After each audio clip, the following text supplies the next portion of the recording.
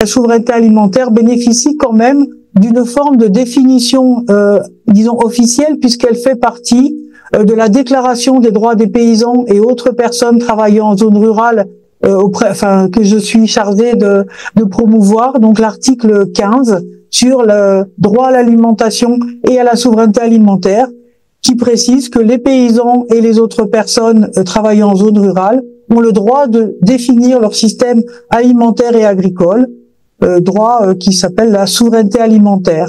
Donc ça inclut la question de la participation et le droit à une nourriture saine et produite selon des méthodes écologiques, etc.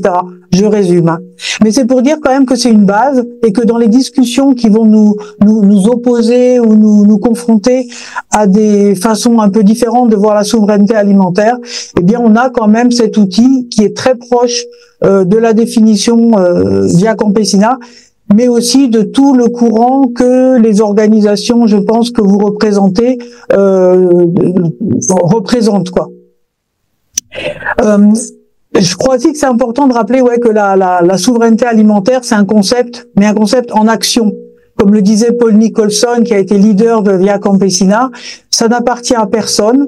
L'important, c'est de le faire vivre et de l'utiliser dans nos combats quotidiens, dans nos combats de paysans. Effectivement, je parle toujours quand même en tant que paysanne, puisque je suis à la retraite depuis moins d'1 an.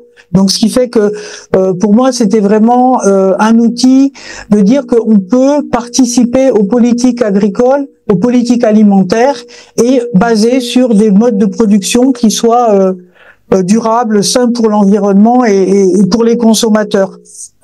En ce qui concerne donc l'Europe, on a d'abord beaucoup travaillé sur la question des politiques agricoles et des politiques que l'OMC, donc l'Organisation mondiale du commerce, donc a été créée en 1995 et qui, à travers ses réglementations, allait beaucoup orienter l'agriculture. On s'est beaucoup opposé à ces règles du commerce international comprises dans les règles de l'OMC.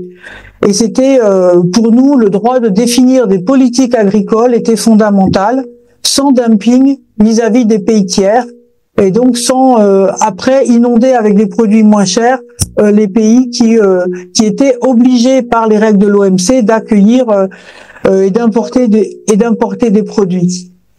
Donc ça, on a pas mal travaillé là-dessus, mais ce n'était plus dans l'esprit de l'Europe, puisqu'on est rentré dans ces politiques libérales, et que la politique agricole commune, à partir de la fin des années 90, s'est orientée essentiellement sur le versement d'aide à l'hectare, de subventions à l'hectare, qui permettait aux producteurs de rester compétitifs sur les marchés internationaux, malgré des coûts de production européens assez élevés.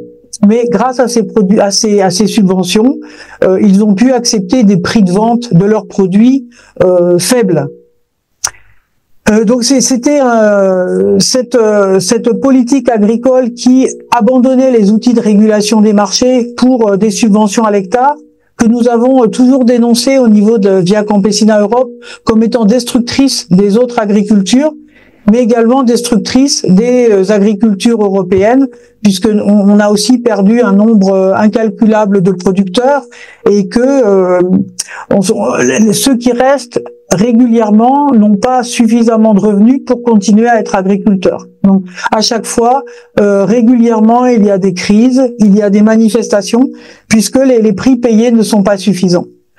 Donc dans les revendications, nous les avons essentiellement travaillé pour vous rappeler, en 2007, il y a eu ce forum de Nyéléni qui a eu lieu au Mali, donc à Sélingué, où se sont rassemblés beaucoup d'organisations paysannes, mais aussi quelques ONG, des représentants des pastoralistes, pêcheurs, pour réfléchir à la souveraineté alimentaire et la renforcer, continuer à la travailler d'une certaine manière. Donc ça, c'était 2007. En Europe, en 2011, on a voulu aussi réfléchir à c'est quoi la souveraineté alimentaire au niveau européen. Comment est-ce qu'on peut renforcer nos organisations, renforcer nos luttes à travers ce concept. Donc on avait fait un un forum en 2011 en Autriche, suivi d'un autre forum en 2016 en Roumanie, et où il a été possible de creuser les thèmes de la souveraineté alimentaire. Donc la question de la terre, la question des semences, la question des salariés agricoles, des droits paysans et des politiques agricoles et alimentaires qui étaient nécessaires pour soutenir la souveraineté alimentaire. Donc ça a été vraiment aussi un peu notre travail européen. Alors je montre aussi un petit livret qu'on avait fait en 2018 pour réfléchir la souveraineté alimentaire en Europe, c'est quoi? Donc quelque chose qui nous permettait de mettre un contenu vraiment européen, c'est-à-dire de voir quels étaient nos problèmes de paysans et de les travailler, d'en faire des propositions. Alors actuellement, il y a peut-être deux choses que je peux raconter qui sont, en ce qui concerne les réflexions des politiques agricoles communes, elles sont toujours remises sur le tapis. Très régulièrement, elles sont rediscutées et on a une nouvelle politique agricole commune, donc ça va encore faire l'objet de discussions.